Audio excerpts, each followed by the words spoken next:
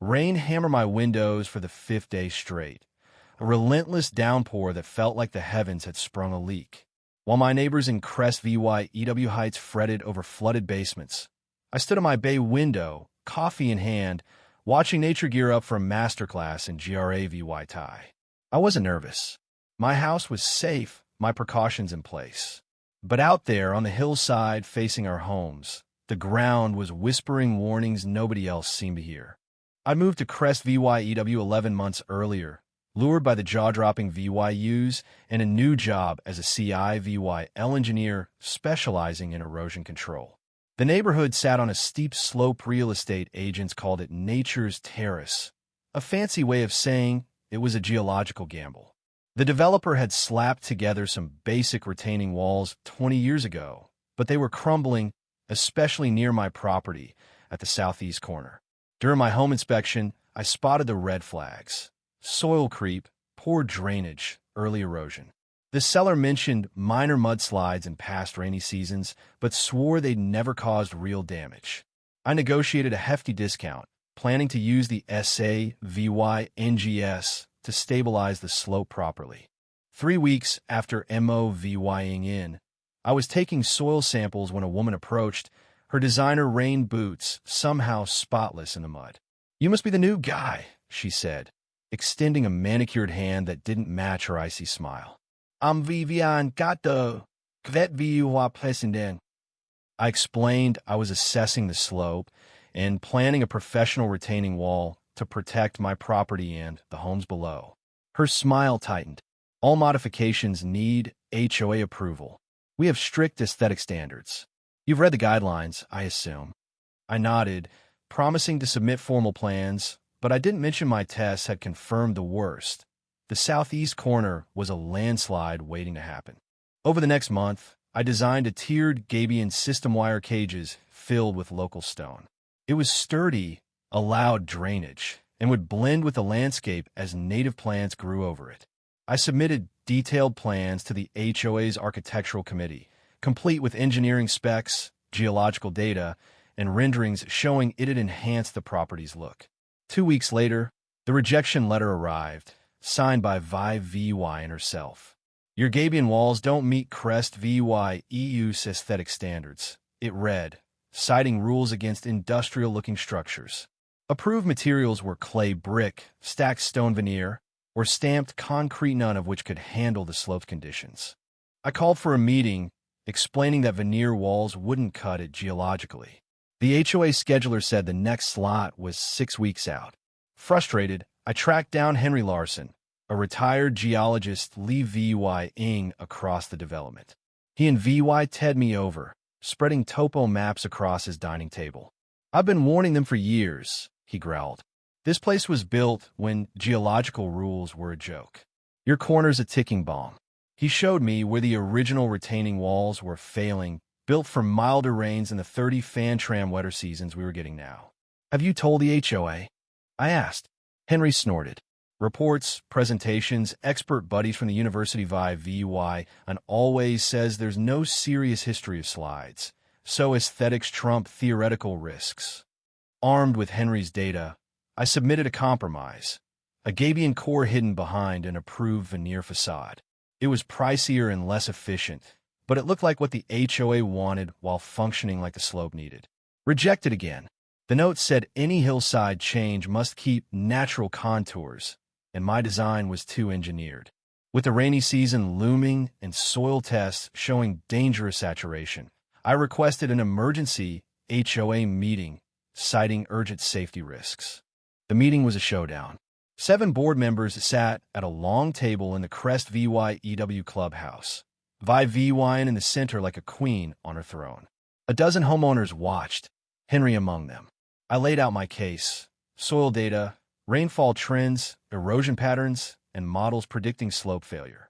I showed photos of nearby landslides and their damage. "This isn't just about my property," I said. "It's about the homes downslope, including yours." Vi VY's smile was all teeth. "Thank you for your passion. But Crest VYEU slopes have held for 20 years with approved landscaping, not industrial barriers. The rains VY are now," I shot back. "Climate's changing. She waved me off. Fluctuations are normal. Our guidelines were crafted with professionals who balance beauty and function. Henry jumped in, citing 15 years of local geological study and clear pre-failure signs. Vi cut him off. We balanced theoretical concerns with community standards. When I mentioned potential injuries, she snapped, Crest VYEUS never had a major slide. We want to prove eyesores over speculation. The board either backed Vi or stayed silent, except for Claring Wynn, who asked about compromises but was outvoted. Then came the kicker.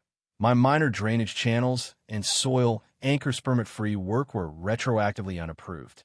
I had 30 days to restore the natural slope or face due law 200 daily fines. As we left, Clara whispered, "You're right, but Vi hates anything she calls an eyesore, even if it saves homes." Her allies on the board follow her blindly. She glanced at the downslope homes Vi and her cronies. Has she ignored other safety measures? I asked. Clara hesitated.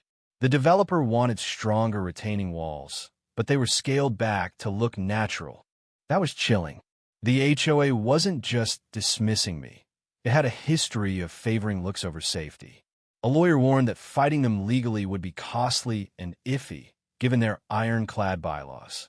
So I complied, VYing my drainage work and documenting every step photos, soil tests, Henry's notarized statements. I commissioned a geological survey from a top firm, which warned of significant slope failure risk during heavy rain. I sent it to every board member of VY, a certified mail, highlighting VY and's vulnerable mansion. Her reply?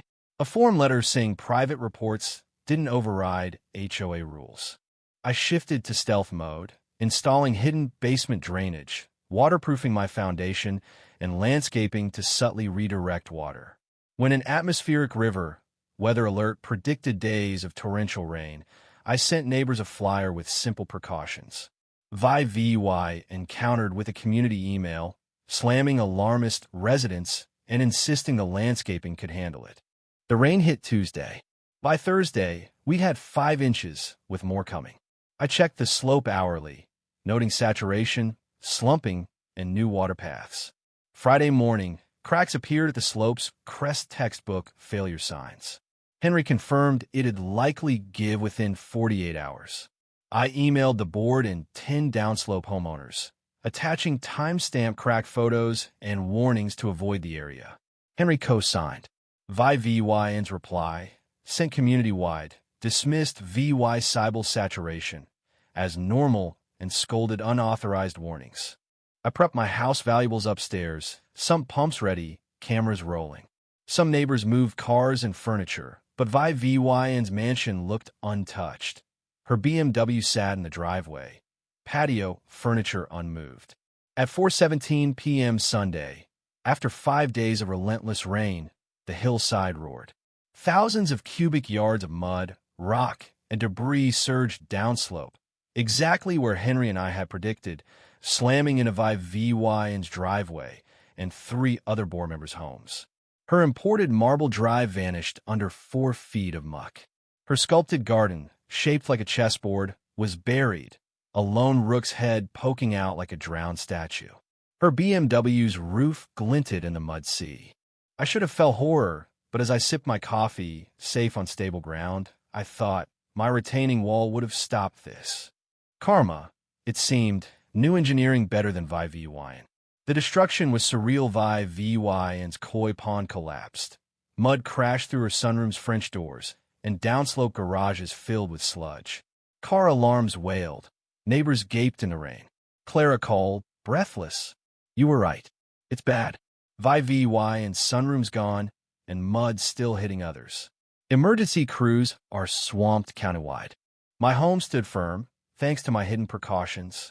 By evening, the rain eased, and a grim calm settled. Monday, county engineers and insurers swarmed Crest VYEW, pegging damages at Dula $23 million, with VY's home eating Dula $800,000 alone.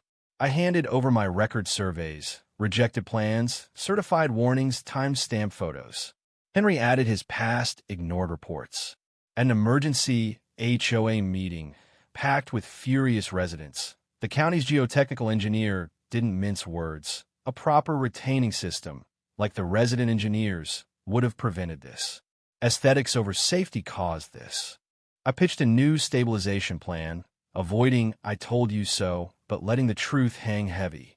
Henry sealed it, showing my original design next to the wreckage. "This is prevention," he said. "This is what happens when you ignore experts." The board, facing community rage, formed an infrastructure safety committee, with me as chair and Henry as a member. Vi Wine resigned 2 weeks later, citing personal matters, but we all knew why. Her allies, staring down liability for ignoring warnings, got cooperative fast. Within a month, we broke ground on an expanded version of my Gabion system, with a decorative facade to appease aesthetic snobs. HOA insurance and a special assessment covered it. Workers found traces of the developer's original, beefier retaining plans. Gutted for looks, Clara was right. The next spring, VY and VY cited, her usual polish faded. "Your wall looks better than I expected," she said, eyeing the greening Gabions. "It was always meant to blend," I replied. She admitted the county said my design could have saved her home. "Safety protects value," I said. "Landslides don't." She nodded, almost wincing. "It's elegant in its way," she muttered, not an apology, but close enough. I let it go, adding, "Beauty that collapses isn't beautiful. Stability's its own art." 6 months on, Crest VYEW was reborn. The retaining walls held through storms, damaged homes were rebuilt smarter, and the HOA's new rules required engineering input. The board now had 2 engineers and a scientist, and residents questioned authority freely. My work caught a developer's eye, landing me a partnership designing hillside communities that embraced both beauty and function. Sometimes I watch rain flow through our drainage channels, the hillside solid, homes safe, plants softening the gabions into the landscape. It took a landslide to bury bad ideas and build something better. What do you think? Was VYN's obsession with aesthetics worth the DULA $23 million price tag? Should HOAs have the power to override expert warnings? Could I have done more to stop the disaster? Or was the HOA's arrogance unstoppable? Drop your thoughts below. Hit that like button if you felt the justice, and subscribe for more real-life dramas.